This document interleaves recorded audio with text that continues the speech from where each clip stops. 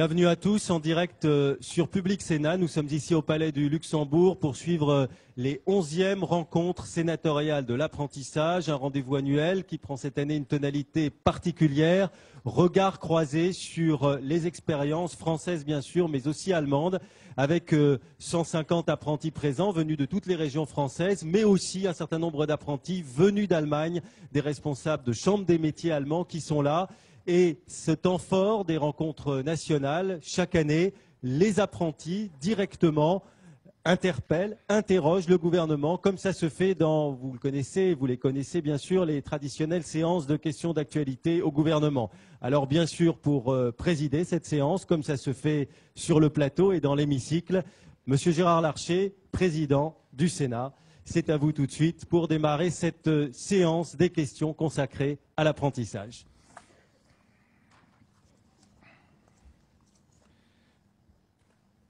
Monsieur le secrétaire d'État chargé de l'emploi, cher Laurent Wauquiez, Monsieur le secrétaire d'État chargé du commerce, de l'artisanat, des petites et moyennes entreprises, du tourisme, des services et de la consommation, cher Hervé Novelli, Monsieur le président de la Chambre des métiers de Berlin, cher Stéphane Schwarz, Monsieur le président de l'Assemblée permanente des chambres de métiers, cher Alain Griset, Madame la Présidente, chère Monique Papon, je voudrais saluer aussi Mugadini qui a ouvert les travaux, présidente de notre commission des affaires sociales, mes chers collègues sénateurs, Mesdames et Messieurs les présidents, Mesdames, Mesdemoiselles et Messieurs les apprentis.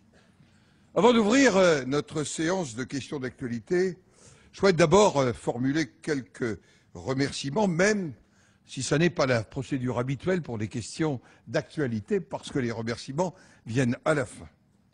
Cette année encore, les rencontres sénatoriales de l'apprentissage me semblent vraiment placées sous le signe du succès. Et c'est à chacun d'entre vous que nous le devons. Ces rencontres sont aussi, et je m'en réjouis, placées sous le signe de l'ouverture vers nos partenaires européens et tout particulièrement l'Allemagne. Chacun sait le rôle et la place de ce qu'on appelle le couple franco-allemand. J'ai pu le mesurer dans la visite officielle que j'ai rendue au Bundesrat et au Bundestag la semaine dernière. Et il faut bien le dire, Monsieur le Président, votre pays, l'Allemagne, passe à juste titre pour le très bon élève de l'apprentissage, le très bon élève en Europe. Les regards croisés que vous portez ce matin sont source, me semble-t-il, d'enrichissement mutuel, d'échanges fructueux. La présidente de la Commission des affaires sociales, à qui cette journée tient particulièrement à cœur, a souligné ce matin deux préoccupations majeures de notre Assemblée, qui d'ailleurs nous ont conduits à produire deux rapports au cours de l'année dernière, la jeunesse et l'emploi, rejoignant ainsi les préoccupations du gouvernement, mais y apportant la diversité des sensibilités sénatoriales. Je voudrais aussi saluer Jean-Claude Carle, sénateur de Haute-Savoie, qui a été il y a quelques mois le rapporteur du texte législatif relatif à l'orientation et à la formation professionnelle tout au long de la vie, et dont les rapports font autorité.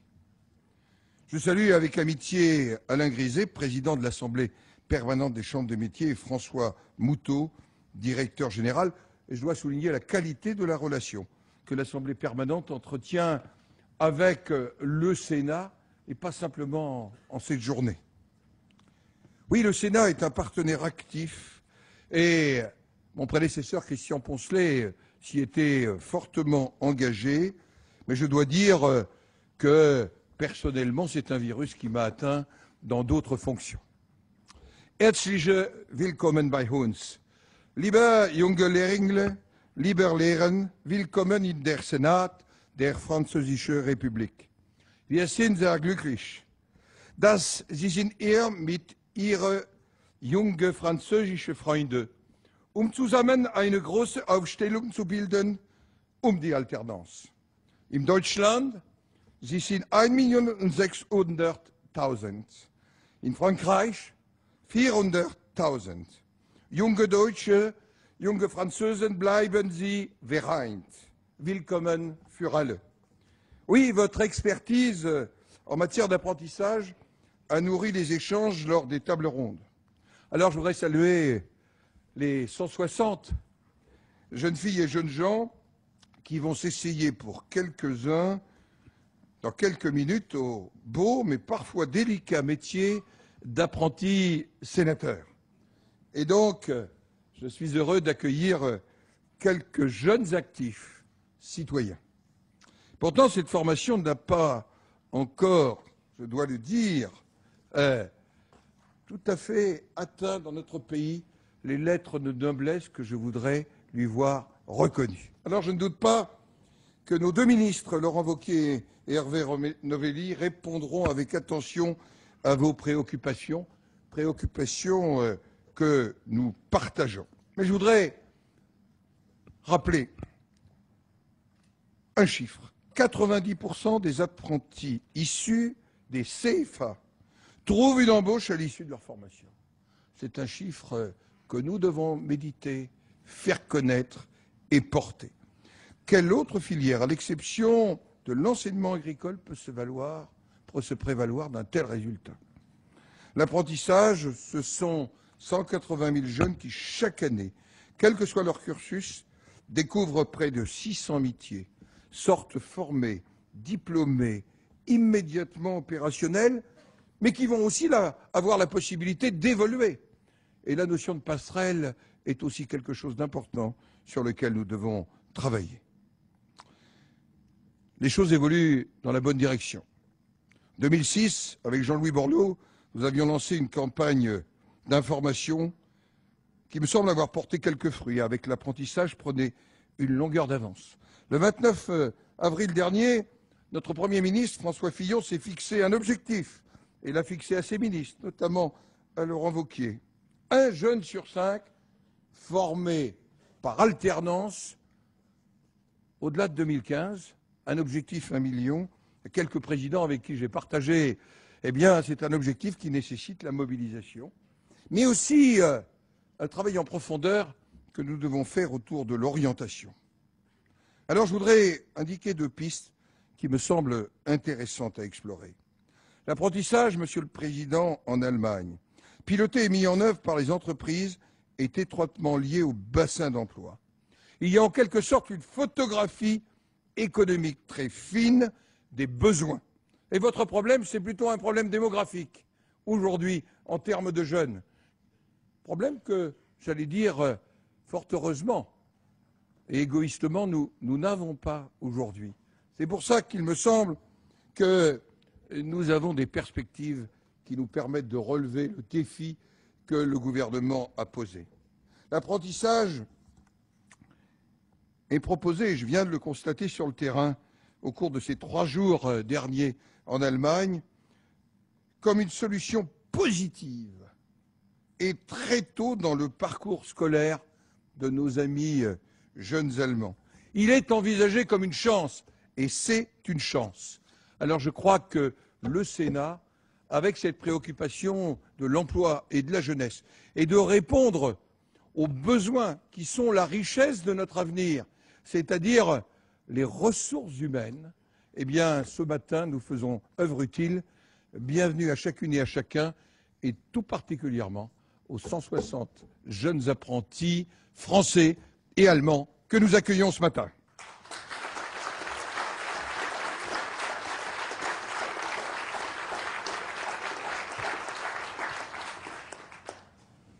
Mais maintenant, il me paraît encore plus enrichissant de laisser la parole aux jeunes apprentis pour qu'ils puissent questionner le gouvernement. Ils le feront donc sur le mode des questions d'actualité au gouvernement qui se déroule au Sénat le jeudi, et ils vont être transmis en direct sur Public Sénat. Je vous rappelle la règle. Soyez aussi disciplinés que les sénateurs, sinon je coupe le micro. 1 minute pour poser sa question au ministre, et le ministre a 3 minutes, il ne devra pas en abuser, pour répondre à la question. Et puis, après l'expression de nos 2 présidents, eh bien, je vous inviterai à vous retrouver dans les salons de la présidence, les salons de Beaufranc. Vous verrez des beaux salons où se réunissaient au XVIIIe siècle des physiocrates et qui vous accueilleront pour un moment de convivialité. Alors, premier orateur inscrit, Alain Brun, qui nous vient du Var. Il est en formation première bac pro, vente, et il est au CFA de Toulon-la-Valette. Vous avez la parole. Bonjour, monsieur les ministres, les présidents et les sénateurs, les apprentis. Ne faudrait-il pas envisager de créer une véritable promotion de l'apprentissage auprès des entreprises pour les inciter à recruter des apprentis dans la perspective d'un véritable plan d'embauche lié à l'évolution de leur entreprise? Monsieur le ministre, vous avez la parole. C'est Hervé Novelli, secrétaire d'État chargé du commerce, de l'artisanat, des petites et moyennes entreprises, du tourisme et plein d'autres choses encore. Vous avez la parole, monsieur le ministre. Merci, monsieur le président. Et un double merci d'abord pour avoir organisé depuis maintenant près de 11 ans cette belle manifestation. Je voudrais vraiment féliciter les sénateurs de perpétuer ce type de rencontre qui permet de mettre l'accent sur l'apprentissage, sur l'alternance, et aussi de favoriser ce débat direct entre nous. Alors, ces derniers mois, et vous l'avez rappelé, Monsieur le Président, dans votre allocution, puis vous m'avez évité de parler allemand, donc je ne le ferai pas, vous avez eu raison de dire que depuis quelques années, on s'intéresse à l'apprentissage, on s'intéresse à la formation en alternance comme étant l'une des voies d'excellence pour trouver un emploi. Et je voudrais ici, d'emblée, saluer l'action qui est menée par Laurent Wauquiez dans ce domaine, parce que nombre des actions ont été initiées par le secrétaire d'État à l'emploi. Je voudrais parler très rapidement de quelques mesures qui me semblent tout à fait importantes et sur lesquelles nous reviendrons tout au long de cette matinée pour répondre à votre question sur la promotion. La promotion, ce sont d'abord des mesures. Et les mesures dans le cadre du plan d'urgence en faveur des jeunes qui a été pris en mai 2009 ont produit, c'est évident, de grands effets. Bien sûr, il est maintenant largement connu le dispositif zéro charge pour l'ensemble des entreprises qui recrutent des apprentis et qui a été prolongé par la décision du président de la République lors du sommet social d'hier. Le versement d'une prime de 1 800 € versée aux entreprises de moins de 50 salariés pour l'embauche d'apprentis supplémentaires d'ici au 30 juin 2010. Et puis les campagnes dont on a parlé, notamment la campagne Pas d'apprentis sans employeur, qui mobilise l'ensemble des acteurs de l'apprentissage, les centres de formation, les réseaux consulaires. J'en salue ici les représentants, notamment le président Griset, les développeurs de l'apprentissage et le service public de l'emploi. Voilà les acteurs qui concourent à cette promotion de l'apprentissage dont vous parliez à l'instant. Il y a aussi le fait que l'État peut conclure des conventions d'objectifs directement avec les entreprises et les organisations syndicales. Et au total, eh bien, cela donne des résultats. Le président du Sénat l'a rappelé. Je voudrais vous citer un chiffre. Au deuxième semestre de 2009, avec près de 300 000 contrats, on a fait mieux qu'en 2008, mieux qu'en 2007 sur la même période.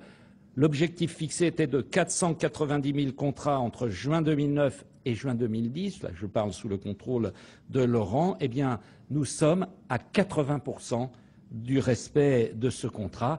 C'est dire si la promotion de l'apprentissage dont vous parliez, eh bien, elle est aujourd'hui une réalité et nous allons faire encore mieux dans les mois et les années qui viennent, tant cette voie est fondamentale pour l'avenir de nos jeunes et donc de notre pays. Merci, Monsieur le Ministre. La parole est maintenant à Nicolas Dumont, qui nous vient de Haute-Loire. Bonjour. Je vois qu'il va lui répondre, qui est en formation CAP cuisine à Bains, en Haute-Loire. À Bains. Oui, Bains. Vous avez la parole. Oui, bonjour à tout le monde d'abord. Alors juste une petite question concernant l'apprentissage. ne faudrait pas-il améliorer la vision de l'apprentissage? L'apprentissage est trop souvent connoté d'échec scolaire. Alors, Monsieur le Ministre, la parole est à Laurent Wauquiez, secrétaire d'État chargé de l'emploi, qui, pour bien respecter ces 3 minutes, a d'ailleurs un chronomètre sous les yeux. Vous avez la parole. Merci de me le rappeler, Monsieur le Président. Vous me permettrez quand même, dans mes 3 minutes, de dire à quel point je suis content que le CFA de Binche soit ici représenté. C'est mon CFA de Haute-Loire et nous avons beaucoup veillé pour que les travaux de revalorisation de ce CFA soient enfin enclenchés. Valoriser correctement l'apprentissage, c'est aussi ça, c'est faire en sorte que vous puissiez bénéficier de bonnes conditions de travail. Alors ceux qui se sont battus pour valoriser l'apprentissage depuis plusieurs années maintenant, ils sont ici. Le premier qui l'a vraiment enclenché, c'est Gérard Larcher, quand il avait la responsabilité de la politique de l'emploi, sur le plan politique. Alain Griset, l'ensemble des équipes autour de la Chambre des métiers, l'UPA, sont ceux qui se battent au quotidien pour essayer de faire en sorte que l'apprentissage soit valorisé correctement et avec une image positive. Mais je vais vous dire franchement, ceux qui sont les meilleurs ambassadeurs de l'apprentissage, c'est vous. Et ceux qui êtes le mieux placés pour diffuser une vision positive de l'apprentissage, c'est vous. Et vous n'avez aucune raison d'avoir honte ou de ne pas assumer à plein les formations que vous faites. Ce sont des formations d'excellence. Elles débouchent 2 fois plus vite sur un emploi quand vous les avez faites. Et ce sont des métiers qui correspondent aux métiers de demain sur lesquels on a des besoins et des débouchés. Donc il n'y a pas à avoir honte de l'apprentissage. L'apprentissage, c'est une voie d'excellence. Et en plus, elle permet de se former à tous les niveaux. Avec l'apprentissage, on peut commencer sur un début de formation et on peut finir en se formant ingénieur par apprentissage. Donc on peut couvrir tout le champ de la formation. Alors derrière nous, il faut qu'on vous aide. Je vais vous donner juste un exemple. Hier, il y avait un sommet social qui était à l'Élysée. Il y avait les plus hauts responsables de la politique de l'emploi en France qui étaient là. Il y a un sujet qui a été débattu au fond, c'est l'apprentissage.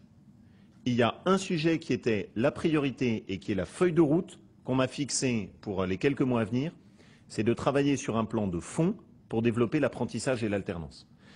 Hervé l'a évoqué. Notre premier objectif, ça a été de sauver l'apprentissage dans la crise. Premier objectif. L'apprentissage se cassait la figure de façon catastrophique au début de l'année 2009. On a remonté la pente, on a réussi à finir l'année mieux que l'année précédente.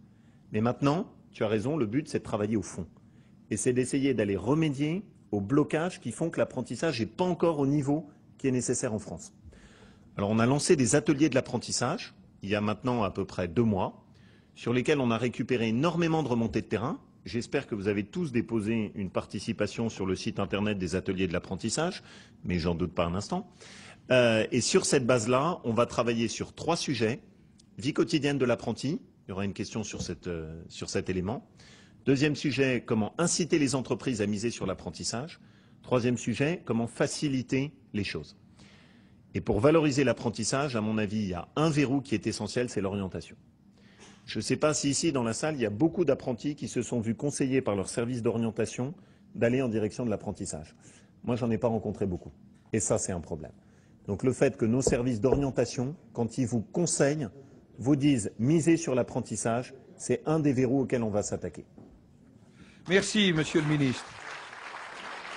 Je vais passer la parole à Mélanie Guilbault, qui nous vient de Loire-Atlantique. Madame Papon en est toute émue. Et elle est en formation en BP restaurant. Vous avez la parole, mademoiselle. Monsieur le ministre, Monsieur le Président, donc ma question est la suivante. On nous pousse à aller toujours plus loin dans les études, mais cela pose un certain problème. Lorsqu'on va dans les entreprises pour être prêt en apprentissage, souvent, plus on a de diplômes et plus on est cher pour l'entreprise. Donc ma question est comment remédier à cela? Alors, Monsieur le Ministre, la parole est à Monsieur Hervé Novelli. Vous avez la parole. Merci, Monsieur le Président. Je crois qu'il ne faut pas noircir le trait. Vous le savez, la rémunération maximale que peut percevoir un apprenti, c'est 78% du SMIC. Donc, au total, on est là sur des sommes qui sont relativement supportables par l'entreprise. Je rappelle aussi que l'entreprise, elle est puissamment accompagnée par ce que j'indiquais tout à l'heure dans la précédente question, qui était le dispositif zéro charge et la prime 800 €. Ce qui est très important, et le raisonnement du chef d'entreprise, il y en a beaucoup dans cette salle, c'est de se dire que plus l'apprenti est bien formé et plus il va apporter une valeur ajoutée à l'entreprise. C'est cela le raisonnement. Et je crois qu'au contraire, que ce dispositif d'apprentissage puisse s'adresser et concerner des diplômés, eh bien, l'entreprise ne peut qu'en tirer profit.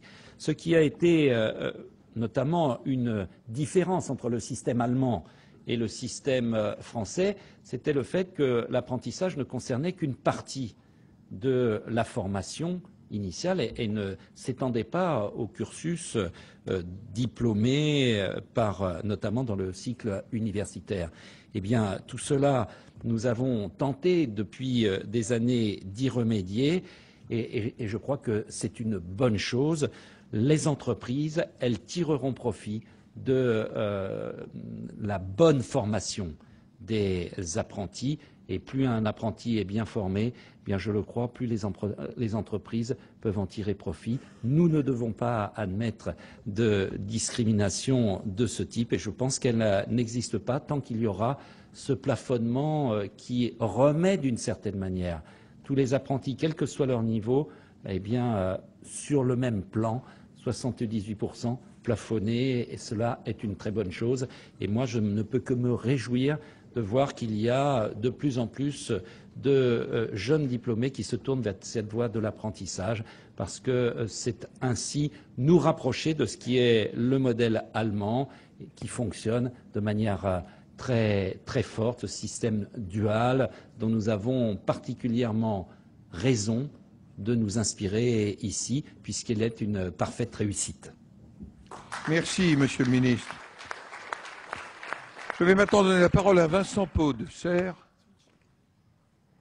qui a la bonne idée de venir des Yvelines, un département cher à mon cœur, et qui est en formation Bac Pro mécanique première année à l'excellent CFA de Versailles. Vous avez la parole. Merci. Donc bonjour à tous. Ma question est simple. Pourquoi ne pas permettre d'entrer en apprentissage plutôt qu'après la troisième? Voilà. Monsieur le ministre, pour ce sujet très important qui a fait encore débat dans notre pays, si vous voulez bien apporter des réponses à cette question importante. CFA qu'en plus je connais, même sans être des Yvelines, mais j'y suis allé. Ça n'est pas une façon de botter en touche parce que je vais répondre très clairement. Je n'y suis pas favorable. Je n'y suis pas favorable parce que l'apprentissage nécessite quand même d'avoir eu un cadre minimal. C'est une énorme responsabilité que vous avez quand vous rentrez en apprentissage. C'est un vrai contrat de travail. Vous allez vraiment aller dans une entreprise. Vous êtes dans un cadre directement opérationnel. Il y a des responsabilités concrètes qui vous sont fixées. Et je ne crois pas que la manière de valoriser l'apprentissage, c'est de le faire remonter encore plus tôt dans le temps. La troisième, c'est bien. C'est le bon moment pour basculer dans l'apprentissage. Et je pense qu'il ne faut pas qu'on précipite les choses. Par contre, il y a un point qui est très important. Et Alain Griset le sait parce qu'il a beaucoup œuvré pour développer ça. C'est le fait qu'on prépare l'apprentissage en amont. Moi, je trouve toujours que c'est un gâchis quand on échoue sur un apprentissage au bout de quelques mois. Tiens, vous choisissez, c'est quand même pas un choix facile, vous vous orientez dans une voie, c'est une voie qui va vous engager sur la durée, ça se prépare. Et il ne faut pas vous envoyer sac au dos du jour au lendemain en direction de l'apprentissage sans qu'on se soit donné tous les moyens pour réussir. Alors le préparer, ça veut dire quoi? Ça veut dire vous permettre de tester un peu les différentes branches dans lesquelles vous pouvez vous engager. Le préparer, ça veut dire avoir un accompagnement sur des questions très concrètes. Comment vous allez vous organiser pour votre logement? Où est-ce que vous allez être hébergé? Comment ça va se passer entre votre entreprise, le lieu de formation, l'endroit où vous vivez avec votre famille ou bien si vous êtes indépendant? Donc toutes ces questions-là, ça se prépare en amont. Et ce dont on s'aperçoit, c'est quand on les prépare avant, on arrive à diminuer de façon considérable le taux d'échec des contrats d'apprentissage. Et un contrat d'apprentissage qui loupe, c'est doublement loupé, c'est loupé pour le jeune et c'est loupé pour l'entreprise, qui aurait pu donner sa place à quelqu'un d'autre. Donc dans toutes les régions où on a investi là-dessus, Jean-Claude en sait quelque chose, on augmente de façon considérable la réussite des contrats d'apprentissage. Donc en clair, ouvrir l'apprentissage avant la classe de troisième, pour moi c'est non. Par contre, préparer le plus possible, ensemble, la bascule vers l'apprentissage pour qu'on soit au maximum de réussite, là, je suis très partant. Merci. La parole est maintenant à mademoiselle Jackie Lebon, qui est en formation deuxième année de BP esthétique à la Chambre des métiers, centre d'apprentissage du Loiret. Vous avez la parole. Bonjour à tous.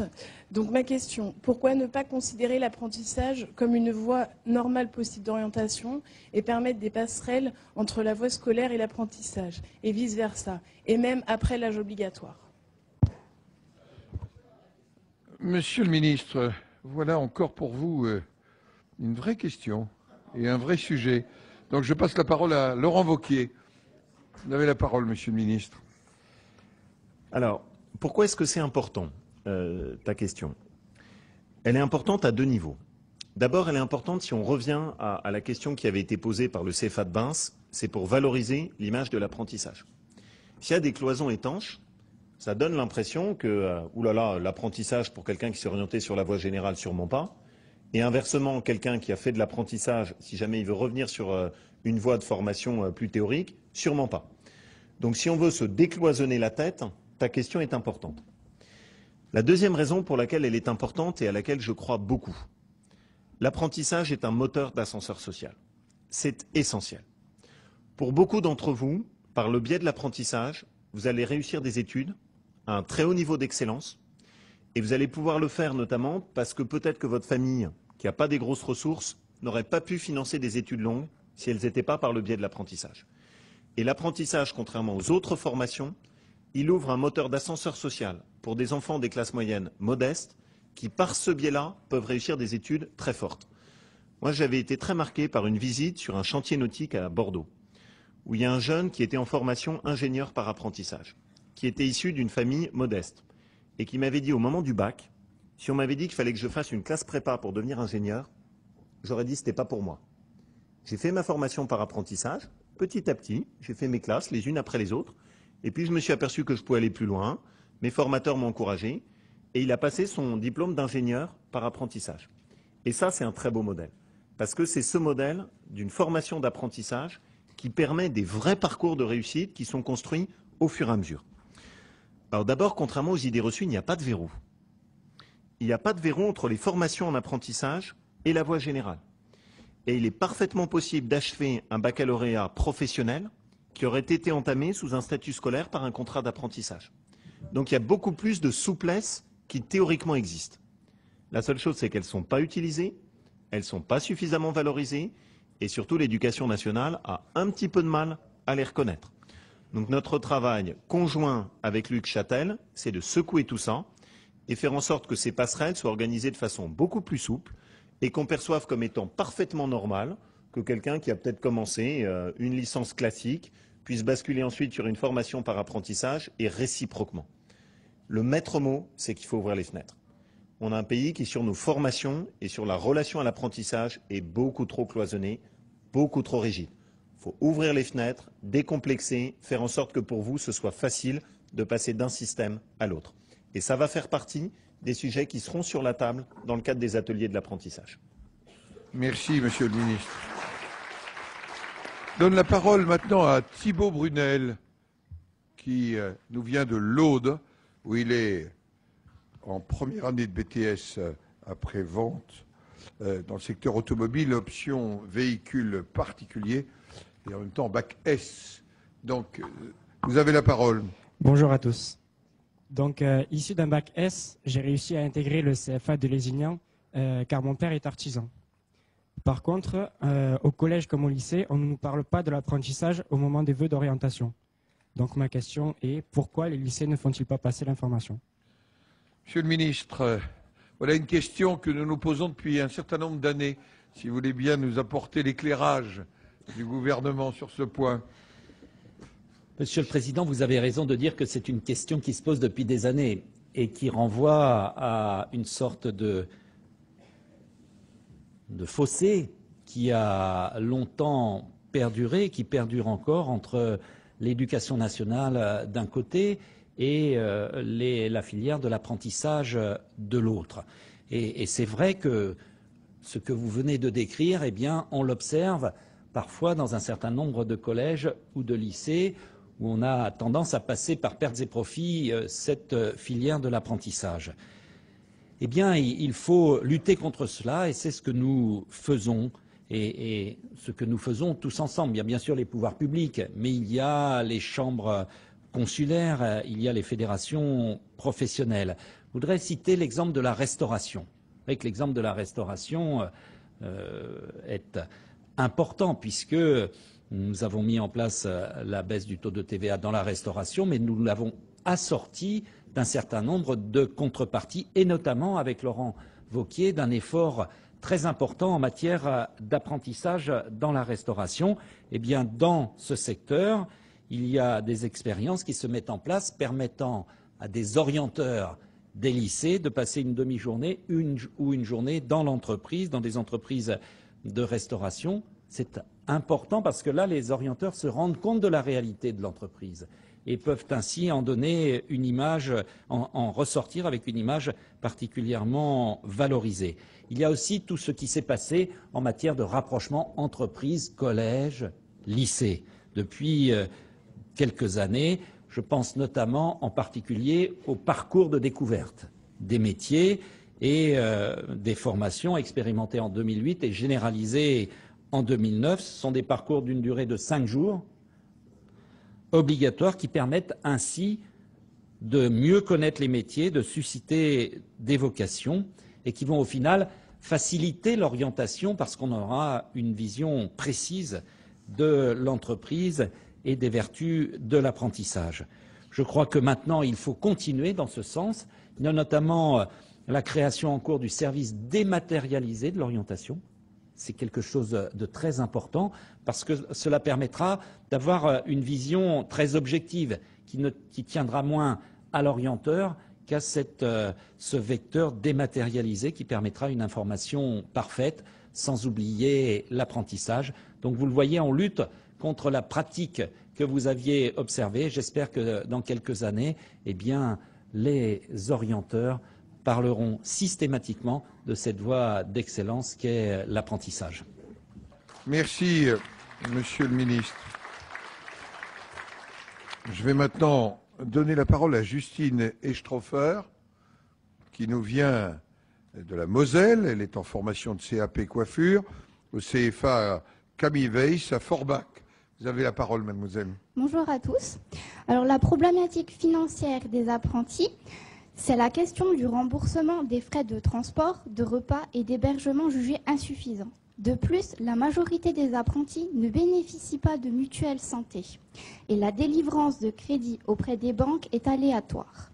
Le manque de connaissance des aides dont ils peuvent bénéficier conduit souvent à des ruptures sociales. Pour mettre l'apprenti à pied d'égalité avec l'étudiant, une revalorisation de son statut semble nécessaire. Qu'en pensez-vous? Auriez-vous des points d'action?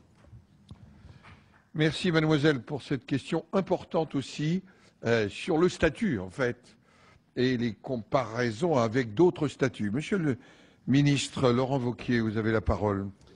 Monsieur le Président, là on est dans le concret. C'est le dur. Le logement, le transport, la restauration, votre statut. On ne peut pas dire, nous tous, qu'on croit à l'apprentissage, qu'on est convaincu que vous avez des formations d'excellence, et que concrètement, quand il s'agit de voir et que vous présentez votre carte d'apprenti, vous vous aperceviez que non, vous êtes en fait des étudiants de seconde zone. Et que la carte d'apprenti, la carte de réduction, c'est pas pour vous. Les restos U, c'est pas pour vous. La possibilité d'accéder au logement du Crous, c'est pas pour vous. Ça me va pas tout ça. Et ça peut pas continuer comme ça. Donc une des feuilles de route qui est très claire et qui fait partie de la réforme de l'apprentissage qu'on s'est fixée, c'est de faire en sorte qu'une carte d'apprenti, ce soit pareil qu'une carte d'étudiant. Qu'avec une carte d'apprenti, vous ayez accès au Resto U de la même manière sur la commune ou l'endroit où vous êtes. Que vous puissiez bénéficier des mêmes réductions que les autres étudiants par le biais de votre carte apprenti. Que le dispositif gouvernemental qui existe, qui permet de passer son permis de conduire avec un permis à 1 € par jour, ce soit pour tous les étudiants et les apprentis compris. et qu'on puisse renforcer notamment, Alain Griset sait que c'est un sujet qui me tient très à cœur, toutes les aides à la mobilité pour les apprentis. Parce que vous avez 3 lieux à concilier. Un étudiant normal, c'est 2 lieux en général, et en général, il habite aussi à côté de l'endroit où il se forme. Vous, c'est beaucoup plus rare. Notamment, les CFA peuvent être sur des endroits un petit peu plus éloignés. Il n'y a pas toutes les possibilités. Dans ce cadre-là, et dans le cadre des dépenses d'avenir qu'on va enclencher, on a 250 millions d'euros qui vont être réservés à la construction de places d'hébergement dédiées aux apprentis, pour que, couplés avec vos CFA, on puisse construire des places d'hébergement qui vous permettent d'être logés correctement, comme il y a sur tout campus universitaire. Et là encore, il n'y a pas de raison qu'un CFA ne se soit pas traité comme un campus universitaire. Voilà, ça fait beaucoup de sujets pour le bouger très concrètement. Je suis totalement déterminé là-dessus, parce que je pense que c'est un des verrous qui est majeur si on veut revaloriser l'image de l'apprenti. Alors je me permettrai, vu qu'il me reste 50 secondes, d'ajouter juste un petit point sur l'orientation. Je ne sais pas si vous avez vu, enfin vous sûrement vous ne l'avez pas vu, mais le film Le Bossu. Dans Le Bossu, à un moment, il y a une phrase que j'aime bien de Lagardère qui dit « Si vous ne venez pas à moi, je viendrai à vous ». Eh bien, en matière d'orientation, c'est la même manière. Lagardère viendra à toi. C'est exactement la même chose. Si l'orientation et l'éducation nationale ne veulent pas venir à l'apprentissage, l'apprentissage va venir à l'éducation nationale et à l'orientation. En concret, ce que ça veut dire, c'est que mon souhait est que chaque année, dans chaque collège, soit organisée une journée d'information et d'orientation dédiée uniquement à l'apprentissage, où ceux qui sont les meilleurs ambassadeurs de l'apprentissage, ceux qui le pratiquent au quotidien, puissent venir directement dans l'enceinte de vos établissements pour vous dire « voilà les formations d'excellence que vous avez, voilà ce qu'en concret ça va vous permettre de faire, et voilà surtout les débouchés en termes d'emploi que vous aurez ». Là, on va secouer la poussière. Merci.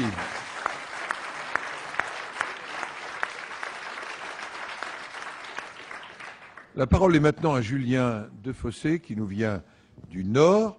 Il est en CAP de prothèse dentaire au CFA de la Chambre des métiers et de l'artisanat de Tourcoing. Vous avez la parole. Bonjour Monsieur le Ministre, bonjour Monsieur le Président.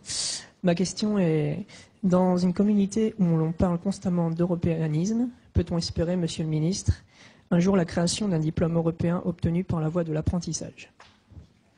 Monsieur le Ministre Hervé Novelli, sur l'idée d'un diplôme professionnel européen, Meisterprüfung. Voilà. Hein. Bien, Monsieur le Président, c'est une très belle idée. C'est une très belle idée et cette idée, on la porte tous un peu dans notre cœur. C'est pour ça que j'avais organisé avec Laurent, avec d'autres ministres sous présidence française, ce grand rassemblement au Palais Omnisport de Paris-Bercy où on avait vu venir près de 10 000 apprentis de toute l'Union européenne. Et ces 10 000 apprentis avaient signifié quelque chose. C'est que c'est une filière européenne et chacun doit pouvoir se déplacer dans les pays de l'Union européenne au titre de la mobilité de ces apprentis pour que leur formation soit ainsi améliorée et qu'on ait une formation qui soit encore mieux faite dès lors qu'on peut voyager dans les pays de la communauté et connaître ainsi les modes d'apprentissage. Ça, c'est une très belle idée. Pour l'instant, on n'en est pas là, mais je crois qu'avec cette mobilisation, on a donné un coup d'envoi. Et du reste, en 2009, il y a eu l'initiative prise par le Parlement européen, par la Commission européenne et par les États membres pour améliorer cette situation de la mobilité européenne. Je voudrais du reste saluer le rôle des organisations européennes de l'artisanat, l'Union européenne de l'artisanat pour les petites et moyennes entreprises, que la PCM vraiment accompagne de manière très forte. Eh bien, les travaux qui ont été engagés en 2009 ont abouti à l'adoption d'une recommandation qui est connue sous le nom de ECVET. C'est une recommandation qui vise à intégrer dans les parcours nationaux les périodes de mobilité qui sont effectuées à l'étranger. C'est aussi simple que ça. Si vous faites une période de mobilité à l'étranger, eh bien, ça s'intégrera dans votre cursus.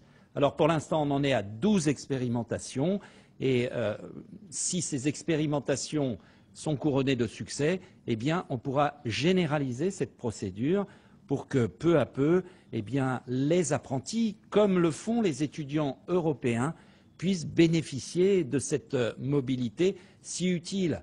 À l'époque de la mondialisation, à l'époque de la globalisation, cette ouverture au monde, cette ouverture à l'Union européenne doit faire partie intégrante de la formation des apprentis. Je crois que lorsque, sous la présidence française, on a donné ce coup d'envoi, on a fait bouger les choses et dans les années qui viennent, la mobilité européenne des apprentis, j'en suis convaincu, sera largement la pratique. C'est en tout cas indispensable dans un monde qui est un monde de plus en plus ouvert, un monde de plus en plus globalisé, pour lequel les apprentis doivent être eux aussi formés. Merci, Monsieur le Ministre. La parole est maintenant à Émilie Maignan, qui nous vient de Haute-Marne et qui est en BTS de management des unités commerciales au CFA de Chaumont. Vous avez la parole, mademoiselle. Bonjour à tous. Messieurs les ministres, j'aimerais que vous m'aidiez à répondre aux questions suivantes. Avant d'envisager des échanges transfrontaliers d'apprentis, n'est-il pas nécessaire de s'assurer que chaque pays décline sur les mêmes bases le statut de l'apprenti? Ensuite, existe-t-il actuellement une instance déléguée par les gouvernements de France et de ces différents pays limitrophes pour proposer l'élaboration d'une véritable statut européen de l'apprenti? Merci. Merci, mademoiselle. Monsieur le ministre, Laurent Wauquiez va vous répondre. Also, weil diese Frage auch Europa betrifft, möchte ich auch der deutschen Delegation herzlich willkommen wünschen. Das deutsche Ausbildungssystem und besonders die Berufsausbildung gilt in Deutschland als eines der führenden und leistungsfähigsten der Welt. Ich war zwar in Berlin, um dieses System zu analysieren. Und wir wünschen gemeinsame deutsch-französische Maßnahmen in Berufsausbildung verstärken. Davon bin ich tief überzeugt und deshalb möchte ich auch Ihnen für Ihre Präsenz tief verdanken. Also, pour ce qui est de la question européenne et de la question de la mobilité, il n'y a pas de définition européenne de l'apprenti. Par contre, c'est un sujet que la présidence française a essayé de mettre sur la table pour renforcer ce qui était la coordination européenne. Hervé y a fait allusion, on a beaucoup travaillé ensemble sur ce sujet. Première étape, avoir des critères communs, c'est-à-dire s'entendre, ce que vous avez très bien dit, être d'accord sur le fait qu'on parle de la même chose. Un apprenti, c'est quoi? C'est d'abord une formation professionnelle initiale. Ensuite, c'est un lien avec l'entreprise, parce que ce que vous faites, c'est du concret, et c'est votre grande force. On vous confie des vraies responsabilités dans une entreprise. Et puis la troisième chose, c'est la responsabilité prise par l'entreprise de vous former. En Allemagne, c'est assez impressionnant, hein. J'avais été amené à visiter l'entreprise BMW en Allemagne. Vous ne franchissez pas l'enceinte. Le seul site à Berlin, donc pour ceux qui aiment la moto, c'est le temple de la moto, hein. C'est là où toutes les motos BMW sont construites dans le monde. Vous ne visitez pas les ateliers sans que d'abord ils vous fassent visiter leur école d'apprentis. Et leurs apprentis dans le groupe BMW, ils sont accueillis dans un local à part au début, où il y a tout un cycle de formation qui leur est réservé et où l'entreprise a investi sur une école de l'apprentissage en plus du CFA. Donc ils ont le CFA, mais en plus dans le groupe, il y a un local qui est dédié entièrement aux apprentis. On rêverait que les grosses entreprises françaises, n'est-ce pas Alain, fassent le même effort et le même investissement. Alors, très concrètement, quelle est la première étape qu'on veut faire avancer? Le programme Leonardo. Vous faites vos études universitaires, vous pouvez aller à l'étranger. Et vous avez la possibilité d'aller faire une partie de vos études à l'étranger. Vous êtes apprenti. Pourquoi est-ce que ça ne peut pas être la même chose? Pourquoi est-ce que de la même manière, on ne peut pas vous faciliter la tâche pour aller faire un programme d'échange en Allemagne, en Angleterre, en Italie? Ça bénéficierait à tout le monde. Aujourd'hui, c'est très compliqué, notamment pour des règles de droit du travail, parce que comme vous êtes en entreprise, on est vraiment sur des règles de droit du travail complexes. Donc on a secoué ça, d'abord en augmentant le montant des bourses Leonardo, ensuite en essayant d'inciter les CFA à faire des jumelages avec des organismes de formation par apprentissage qui sont dans d'autres pays, parce que ça permet d'assouplir les choses, et enfin en construisant un modèle de convention type qui permet à une entreprise européenne facilement de prendre un jeune par apprentissage qui vient de France. On en est encore au début, c'est vraiment le début de l'histoire, mais c'est une des nouvelles frontières de l'apprentissage, toujours avec la même idée. Vous êtes des étudiants d'excellence, les formations que vous faites sont bonnes, vous avez le droit exactement aux mêmes atouts et aux mêmes perspectives que les étudiants qui ont choisi des voies plus théoriques. Merci, Monsieur le ministre. Je vais maintenant donner la parole à Annie-Claude Pierret, qui nous vient de Guyane. Et elle est au CFA de Cayenne et elle est en CAP Petite Enfance. Elle va poser sa question sous l'œil attendri du sénateur Antoinette, Bonjour qui à représente ce tous. département. Bonjour à tous, Monsieur le Président ainsi que Monsieur le Ministre. Ma question est, quelle indemnisation peut-on mettre en place pour permettre à un apprenti en rupture de contrat à continuer sa formation dans des conditions optimales? Là aussi, Monsieur le Ministre, une question importante et c'est Hervé Novelli qui va répondre à cette question. L'indemnisation n'est pas la solution à une rupture de contrat. Qu'est-ce qui caractérise une rupture de contrat? C'est qu'on n'a pas pu se mettre d'accord. Et ce qui est très important, c'est que l'apprenti puisse trouver une entreprise. Donc l'indemnisation ne résoudra pas ce problème. Ce qu'il faut donc faire, c'est se donner les moyens de reprendre un contrat d'apprentissage et de le faire très rapidement. Et c'est pour cela que le gouvernement, avec Laurent Wauquiez, a adopté de nouvelles mesures sur ce cas très important de la rupture du contrat. Premièrement, les apprentis dont le contrat a été rompu sans qu'ils en soient à l'initiative pourront poursuivre leur formation dans leur CFA, au moins sous statut de stagiaire de la formation professionnelle, pendant une durée de 3 mois. C'est très important parce que ça permet à l'apprenti de rester au CFA dans l'attente de cette entreprise qu'il faudra trouver. Et puis il y a eu une autre mesure qui a été adoptée, là aussi cet automne. Les CFA pourront désormais accueillir pour une durée d'1 an les élèves qui ont atteint l'âge de 15 ans pour leur permettre de suivre sous statut scolaire une formation en alternance destinée à leur faire découvrir un environnement professionnel correspondant à un projet d'entrée en apprentissage.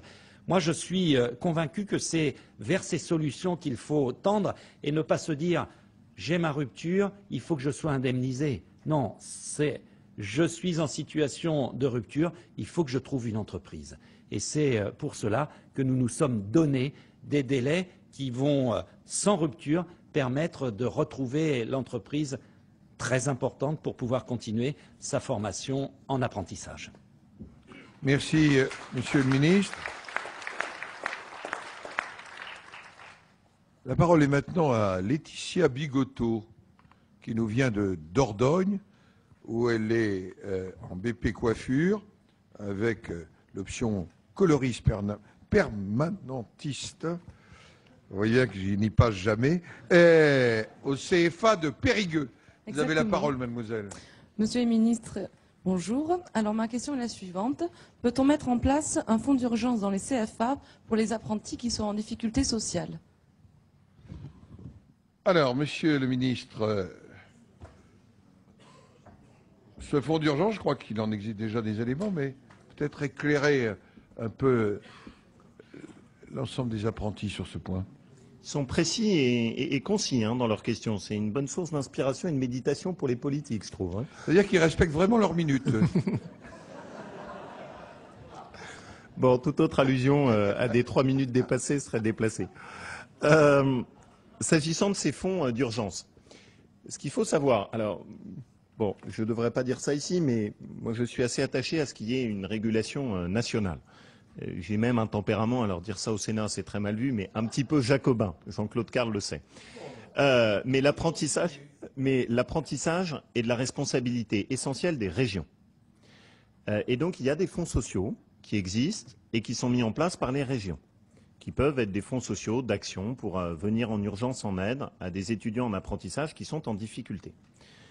Le problème, c'est que chaque région fait son fonds dans son coin et que chaque région construit un peu son dispositif avec des inéquités de traitement qui peuvent être assez importantes.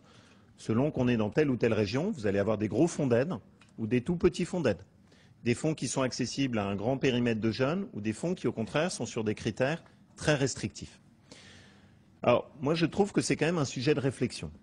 Et ça vaut pour les fonds d'urgence, mais ça vaut plus généralement, par exemple, pour les aides au déplacement ou à la mobilité. Moi, je suis dans une région, l'Auvergne, où les partenariats sont très mal faits avec la région Rhône-Alpes. On a beaucoup de mal à avoir accès aux mêmes aides à la mobilité, alors même que souvent nos jeunes vont étudier dans un centre d'apprentissage qui est de l'autre côté de la frontière. On le sait, on en a parlé ensemble, de la frontière régionale. On le sait, on en a parlé ensemble. On a aussi des CFA qui disent « non, moi je prends que des jeunes de la région ». Ça ne va pas. Donc, tout le travail qu'on essaye de faire, c'est de mettre un petit peu plus de régulation au niveau national pour faire en sorte qu'on ne puisse pas refuser l'accès à un dispositif à un jeune sous prétexte qu'il n'est pas originaire de la même région. Parce que ça, ce n'est pas ma conception de la République. La République, elle est partout, sur tout le territoire. Elle se décline en fonction des spécificités de chaque endroit, mais nos jeunes ont le droit à avoir accès aux mêmes aides partout en France. Merci, Monsieur le ministre. Je vais donner la parole à Anne-Laure Bulcourt, qui nous vient de Lyon, qui est en première année de BTS Négociations et Relations Clients, au CIFAM d'Auxerre. Vous avez la parole, mademoiselle. Merci. Donc, ma question va être, quelle aide spécifique peut-on verser aux employeurs pour compenser l'absence de son apprenti en mobilité? Monsieur Novelli, Monsieur le ministre, pour répondre à cette question. Merci, Monsieur le Président. Eh bien, moi, je n'y suis pas favorable. Je n'y suis pas favorable parce que, autant on le sait, la mobilité est très importante, et on vient d'en parler, on en a parlé tout au long de cette matinée, autant l'employeur, celui qui emploie sous contrat un apprenti, il a intérêt, d'une certaine manière, à la mobilité. Il a intérêt à ce que son apprenti soit mieux formé, que son apprenti soit en phase avec les nouvelles technologies, avec l'ouverture d'esprit qui convient pour donner le meilleur de lui-même dans son entreprise. Et donc, le bénéfice de l'employeur, c'est celui qu'il retirera de cette mobilité qu'il aura octroyée. Bien sûr, il ne s'agit pas d'organiser une absence qui peut être à terme préjudiciable. Il s'agit simplement de bien mesurer que cette mobilité, elle est un élément de la valorisation. Elle est un élément de la valorisation de l'apprenti au service de son entreprise. Le gouvernement, on l'a dit tout au long de cette journée, les gouvernements, devrais-je dire, en incluant l'action qui avait été menée par l'actuel président du Sénat, ont fait beaucoup et continueront de faire, mais ils doivent se fixer des priorités. Et cette priorité-là, parce qu'elle génère un coût, n'est pas aujourd'hui à l'ordre du jour.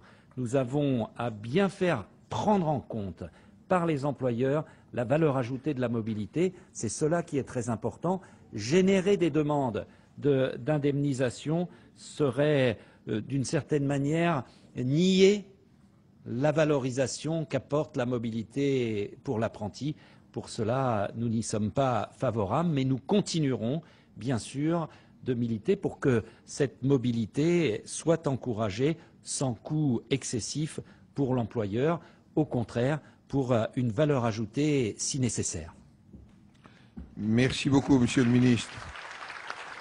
Je vais donner la parole à Mathias Loventhal, qui est en formation d'apprentissage de charpentier, Zimmermann, donc le métier de charpentier, et qui est en apprentissage à Aren, à Aix-la-Chapelle. Sie haben das Wort. Merci beaucoup. Alors, en avant, j'aime bien merci d'être ici et pour l'invitation. Alors, la question, c'est un peu compliqué. J'aime bien expliquer le sujet un peu. En janvier de cette année, une grande campagne de promotion a été initiée en Allemagne pour améliorer l'image de l'artisanat dans la population en général et surtout en ce qui concerne les jeunes pour acquérir des jeunes qualifiés pour les métiers artisanaux. Il y a quelques années qu'une campagne similaire a été effectuée en France. Alors, comment cette campagne a réussi à faire prendre conscience à la population du rôle de l'artisanat et comment la campagne a pu améliorer l'image de l'artisanat et accueillir plus d'élèves? Merci, bravo pour votre français. Et je vais demander à Hervé Noméline, notre ministre, de vous apporter la réponse. Bien, la question que vous avez posée dans un parfait français, je me garderai bien de répondre en allemand, elle est très importante. Elle ressort pas uniquement d'une question d'image, mais aussi de la réalité. L'image de l'artisanat était faible dans notre pays, je parle au passé, elle était peu valorisée et elle, finalement, était tout à fait nuisible pour des centaines de milliers de jeunes qui répugnaient à s'engager du fait de cette image qui n'était pas suffisamment valorisée. Ce constat, il a été fait il y a maintenant pas mal d'années. Il a été fait en 97. Et là, il y a eu une sorte de prise de conscience. L'Assemblée permanente des chambres de commerce, les organisations professionnelles, l'État, de métiers, ne pas confondre. Oui, oui, mais vous avez vu qu'on ne confond pas, y compris dans le texte de réforme des réseaux consulaires, mon cher Président. On a bien veillé à ne pas confondre les deux. Eh bien, ce constat a conduit à la création du Fonds national de promotion et de communication de l'artisanat, le FNPCA. Il a lancé ses campagnes et aujourd'hui, lorsque vous interrogez les Français, ils connaissent la campagne qui a été lancée il y a quelques années, qui a fait de l'artisanat la première entreprise de France. Et ça a été vraiment quelque chose qui a marqué et qui aujourd'hui contribue de manière très positive à ce changement d'image. Toutes les enquêtes que nous avons réalisées, qui ont été réalisées par les instituts de sondage pour le compte de ce fonds national, ont montré que l'image de l'artisanat avait été profondément revalorisée par ces campagnes. Et c'est pour nous quelque chose de très important que la pérennisation de cette action pour continuer de revaloriser le rôle économique, social de l'artisanat et l'image de l'artisanat chez les jeunes qui s'est, en quelques années, radicalement améliorée. Donc ce fonds national, on en discute souvent avec le président de l'Assemblée permanente des chambres des métiers. On va continuer de l'accompagner dans cette action de promotion qui est indispensable pour la revalorisation continuelle de l'artisanat et donc pour l'image que les jeunes vont retirer de ces métiers dont on a parfaitement besoin et dont on souhaite que les jeunes continuent de s'y impliquer comme ils commencent de le faire de manière de plus en plus importante.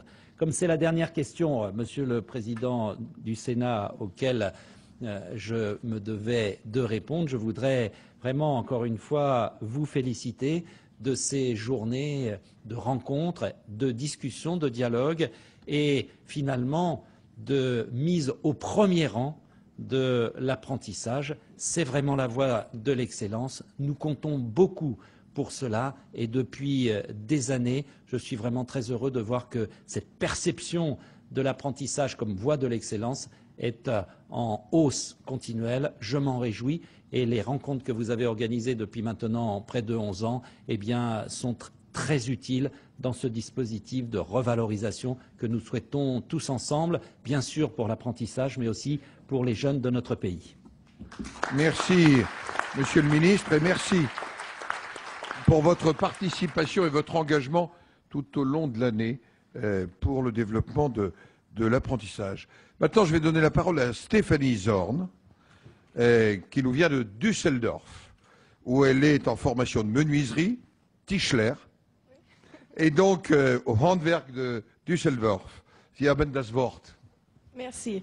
Bonjour. Comment s'organise la coopération entre les CFA et les entreprises pour le stage? Est-ce que c'est l'apprenti qui doit chercher une entreprise ou est-ce que le CFA a des partenaires où elle envoie les entreprises? Les apprentis. Les apprentis, oui. Mais c'est quand même très bien, un très bon français. Donc je vais demander à Laurent Wauquiez, secrétaire d'État à l'emploi, de répondre à cette question. Vous avez la parole, Monsieur le Ministre. Merci beaucoup. J'en profite pour dire que donc dans notre CFA en Haute-Loire, l'étudiante qui a été le plus distinguée l'année dernière était une étudiante allemande et qui faisait sa formation, sauf erreur de ma part, en ébénisterie et qui était la vraie mascotte de tout le CFA. C'est elle qui a vraiment contribué à animer l'ensemble de l'année scolaire là-bas. Et ça a été une étudiante modèle qui d'ailleurs poursuit derrière ses études en architecture. Et je trouve que c'est aussi une bonne réponse à tous les sujets qu'on a évoqués. Alors, quelles sont les différences entre le modèle français et le modèle allemand? D'abord, la différence, c'est qu'en Allemagne, ça fait 1 siècle et demi que vous travaillez sur l'apprentissage. La France est une découverte plus tardive. La deuxième différence, c'est qu'en Allemagne, les entreprises, et notamment les grosses entreprises, sont très mobilisées sur l'apprentissage. En France, l'apprentissage est trop exclusivement porté par nos petites entreprises qui ont vraiment porté tout le fardeau jusque-là. Et j'aimerais bien maintenant qu'elles aient un relais fort de la part aussi des grands groupes en termes de formation. La troisième différence, c'est que vous êtes en formation et vous avez un statut de formation. Nous, chez nous, nos jeunes, c'est un contrat de travail. Donc c'est un vrai contrat de travail qui est passé avec l'entreprise. Ce qui fait aussi une différence d'approche sur le cadre juridique dans lequel on est. Et puis la dernière différence, c'est que chez nous, pour trouver son entreprise, quand vous êtes aidé par votre chambre des métiers, quand il y a un bon réseau autour de vous, ça se passe bien. Mais quand vous êtes en dehors des clous, et quand vous êtes en dehors des formations qui sont balisées par les chambres des métiers et par leur réseau, c'est beaucoup plus dur. On n'a pas véritablement un seul site Internet en France qui répertorie les offres de formation d'apprentissage. On n'a pas un endroit dans lequel quelqu'un qui veut trouver un contrat de professionnalisation ou d'apprentissage peut facilement trouver une entreprise. Et on n'a pas de possibilité pour les entreprises de mettre facilement en ligne leurs offres. Donc ma volonté est de créer un Mythique, je ne sais pas, tout le monde connaît le site Mythique?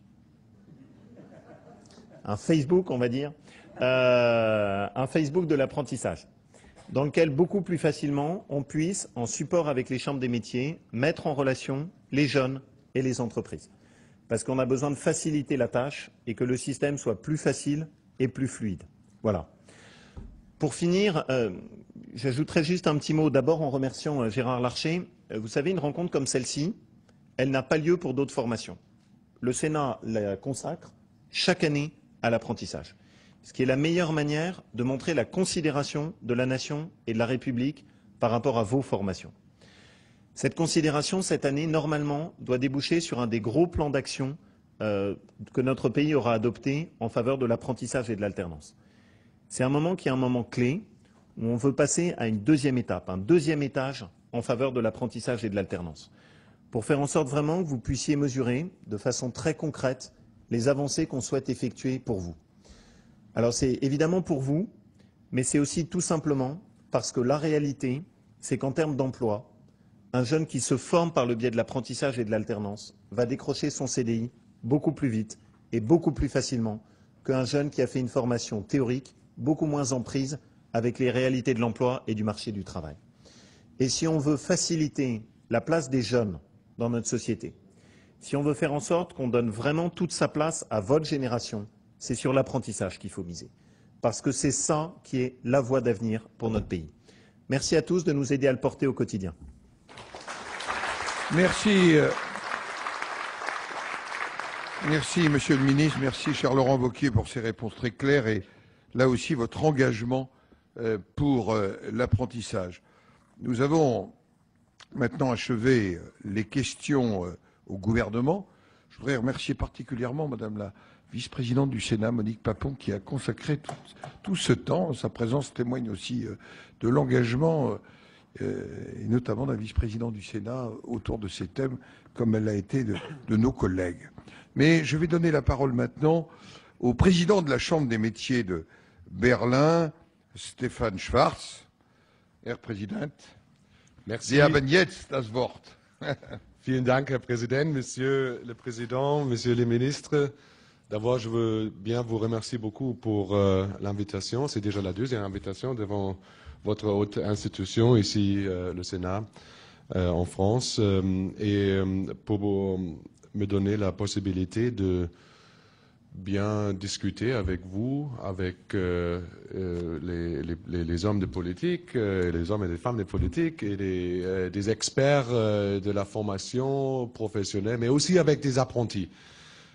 Pour moi, c'est une très bonne occasion pour aussi apprendre des choses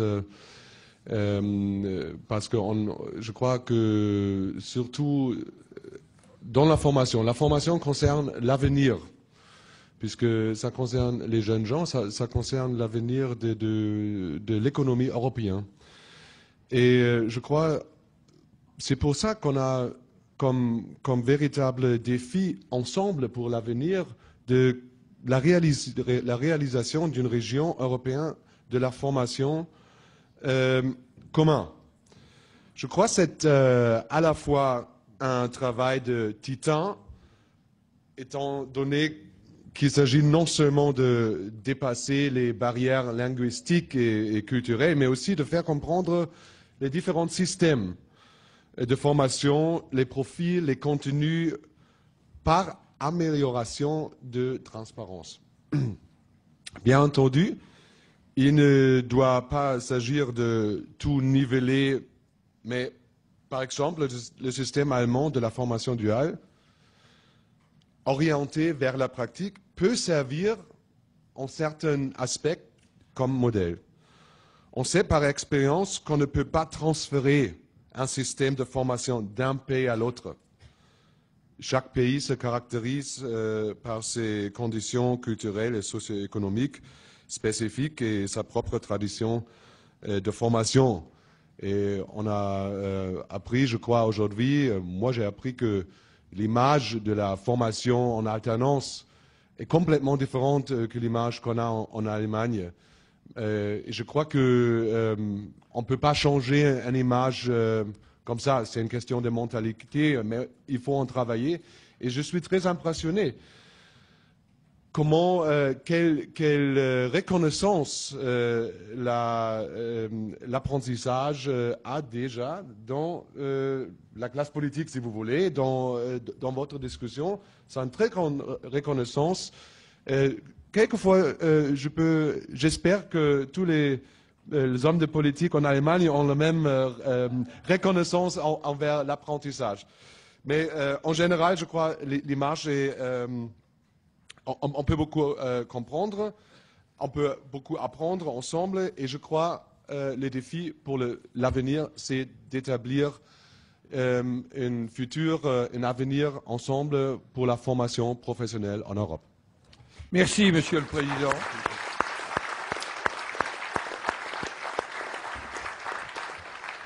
Et merci de cette expression dans notre langue de grande qualité. Je parle de votre expression, notre langue aussi est de grande qualité. Je vais maintenant donner la parole au président Alain Griset, président de l'Assemblée permanente des chambres de métiers. Vous avez la parole, Monsieur le Président. Monsieur le Président du Sénat, Messieurs les ministres, Mesdames, Messieurs les sénateurs, Mesdames, Messieurs les présidents de chambres de métiers allemandes et françaises, Mesdames, Messieurs. Tout d'abord, Monsieur le Président, vous dire avec la plus grande sincérité et le plus chaleureusement possible merci. Merci non seulement pour ces 11e rencontres, mais également pour tout l'engagement que vous avez de façon continue en faveur de l'artisanat, mais particulièrement en faveur de l'apprentissage. Je veux ici en être témoin au nom de l'ensemble de mes collègues. Et puis, remercier aussi Laurent Wauquiez et Hervé Novelli. C'est un signe fort de vous voir ici parmi nous pour parler de l'apprentissage. C'est le signe de la volonté du gouvernement de mettre en avant cette formation. Et Laurent Wauquiez l'a dit, c'est important que les ministres soient présents au Sénat ici, face aux apprentis. Ça ne se fait pas tous les jours, loin s'en faut. Et les apprentis doivent bien mesurer la chance exceptionnelle qu'ils ont. Certains d'entre eux, peut-être un jour, seront sénateurs, mais ceux qui ne le seront pas, au moins pourront toujours dire « j'y étais une fois, j'y suis allé une fois ». Mesurez bien, goûtez bien ces minutes les unes après les autres. Vous êtes ici dans un haut lieu de la démocratie, un lieu où se fait la loi, et c'est une chance dans la vie d'un jeune apprenti que de pouvoir venir au Sénat. Ça fait maintenant plus de 10 ans que nous faisons ces rencontres, et c'est vrai que traditionnellement, le français aime bien contester, mais il faut aussi savoir reconnaître lorsque les choses ont avancé. et depuis des ans, les choses ont avancé. On a quand même obtenu un certain nombre de modifications substantielles, outre la volonté politique qui est aujourd'hui affirmée et réaffirmée de l'importance de l'apprentissage. Il y a la mise en place du contrat d'objectifs et de moyens qui dégage des moyens importants de l'État pour investir dans les centres de formation, la suppression décidée de la taxe d'apprentissage sur les formateurs des centres de formation, le développement par les chambres de métiers elles-mêmes des médiateurs de l'apprentissage, des développeurs de l'apprentissage pour réussir en particulier, merci à Laurent Wauquiez, de nous permettre d'atteindre les objectifs chiffrés en 2009 malgré la crise. Moi, je suis fier de dire que les artisans ont contribué à maintenir le nombre d'apprentis dans ce pays, et c'est très bien. Et puis, dans les chambres de métiers, nous avons également beaucoup travaillé, en particulier pour mettre en place une refonte complète des titres de la formation en apprentissage. Il faut bien insister là-dessus. Lorsque dans les chambres de métiers, un jeune fait une formation en apprentissage, le titre qui lui est développé a été mis en place au niveau des référentiels par les organisations professionnelles, c'est-à-dire que le titre colle totalement aux besoins de l'entreprise et c'est quelque chose de tout à fait essentiel sur lequel nous nous sommes engagés. Et puis, décision aussi extrêmement importante, c'est que nos titres délivrés dans les chambres de métiers se sont inscrits dans ce qu'on appelle maintenant le LMD, licence, maîtrise, doctorat, qui est aujourd'hui la référence en Europe. Et naturellement, nous nous plaçons dans cette possibilité de passerelle entre les titres du secteur et les diplômes de l'éducation nationale. Il faut systématiquement qu'on puisse permettre à un jeune de passer d'un titre à un diplôme de façon à ce que cette formation soit totalement reconnue à tous les niveaux. Nous avons aussi ouvert, et nous allons le faire de plus en plus, les centres de formation à des publics adultes pour leur permettre de pouvoir aussi se réinsérer ou d'être formés aux besoins de l'économie. Puis je crois que nous pouvons être fiers, même si on le regrette quelque part, de constater que l'artisanat, globalement, forme 5 fois plus que les grandes entreprises dans ce pays. Que donc, vous l'avez dit à plusieurs reprises, on peut, de ce côté-là, dire que l'artisanat joue totalement son rôle dans la formation. Mais naturellement, nous ne sommes pas encore arrivés au bout. Et les ministres seraient surpris que nous ne soyons pas en situation de faire de nouvelles propositions pour continuer d'améliorer la situation et, au bout du compte, réussir à faire que l'apprentissage soit totalement reconnu. Et comme le gouvernement a mis l'apprentissage au cœur de ses priorités, et nous sommes reconnaissants au président de la République de la décision qui a été prise hier de maintenir pour l'apprentissage les mesures extrêmement importantes, permettez-moi de profiter de l'occasion qui m'est donnée pour avancer quelques pistes, certes déjà envisagées, mais sur lesquelles il nous paraît important de travailler. En premier, parce que je crois qu'on est tous aujourd'hui d'accord là-dessus, il faut absolument, je dirais, révolutionner l'orientation dans ce pays. On ne peut plus accepter qu'à aucun moment, un jeune arrive à 14 ou 15 ans et qu'on lui ait même jamais parlé de certains métiers. On n'a qu'à simplement, pour ça, faire un petit sondage auprès de jeunes de 15-16 ans, leur demander qu'est-ce qu'ils connaissent comme métier. Les meilleurs d'entre eux vont nous en citer une dizaine, toujours les mêmes, pompiers, infirmières, journalistes, Star Academy, puis après, en dehors de ça, rien. C'est-à-dire qu'ils ne peuvent pas choisir parce qu'ils ne connaissent même pas les métiers. Et donc là, il y a un vrai sujet, absolument. Ce n'est même pas un problème de conseiller d'orientation, c'est dès la 6e, on devrait commencer à parler des différents métiers et de la chance que les jeunes peuvent avoir de choisir. Et là, je crois que si on arrive à faire ça, on aura vraiment fait un grand pas. Mais ça ne va pas suffire. Il faut, je crois, sur des éléments très concrets, qu'on puisse aussi avancer. Ce matin, on a évoqué à plusieurs reprises le problème de rémunération. Ce n'est pas tellement le problème.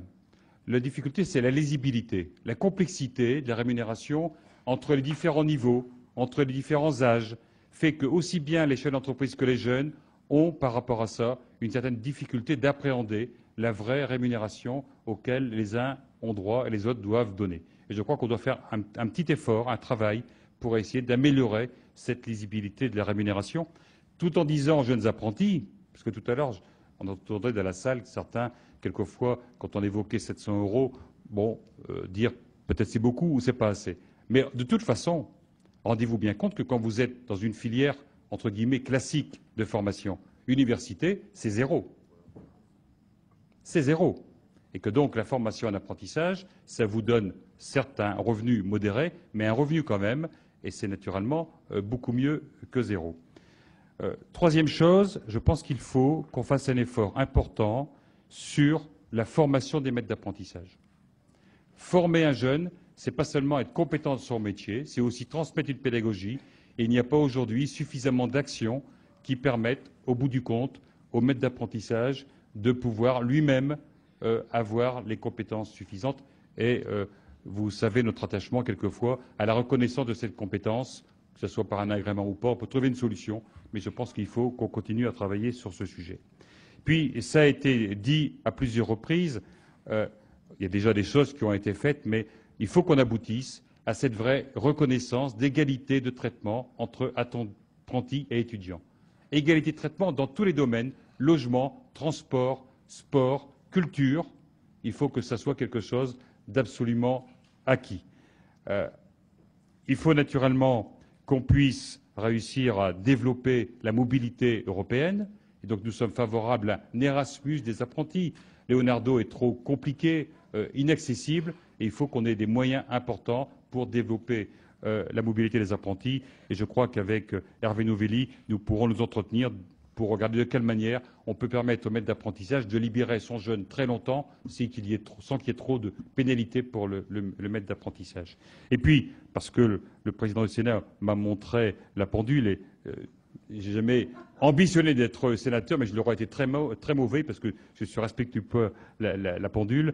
Peut-être dernier point extrêmement important, il faut qu'on travaille sur la taxe d'apprentissage.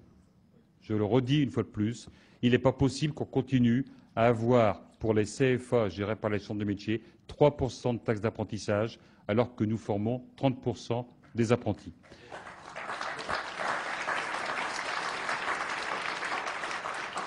Tout ça, nous le disons avec deux seuls objectifs. D'abord, un, parce qu'il doit être un objectif partagé prioritaire dans ce pays, c'est de permettre à tous les jeunes d'avoir l'espoir de pouvoir intégrer le monde du travail. Et deuxième objectif, c'est de permettre aux entreprises d'embaucher des jeunes qualifiés pour participer à la croissance, tout à fait essentiel pour notre pays. Merci, Monsieur le Président. Nous allons maintenant lever notre séance solennelle. Je la poursuivrai en quelque sorte demain à Mulhouse, dans un CFA à l'invitation du président Stalter, et d'ailleurs dans un dialogue franco-allemand, puisqu'il y a des diplômes Meisterprüfung et des diplômes français acquis ensemble. Je voudrais remercier l'ensemble des participants, à commencer par les jeunes apprentis sénateurs qui ont parfaitement, et je voudrais qu'on les applaudisse, tous ceux qui ont posé les questions, abordé les sujets essentiels. Danke an unsere deutschen Freunde qui ont été là ce matin, et je crois qu'on peut les applaudir, tous nos amis venus d'Allemagne. Merci à vous, messieurs les ministres. Merci à l'ensemble des représentants de l'Assemblée permanente des chambres des métiers et au président des chambres et de métiers. Je vous propose de poursuivre dans une tradition bien française le dialogue autour d'un buffet dans les salons de Beaufranc. La séance est levée.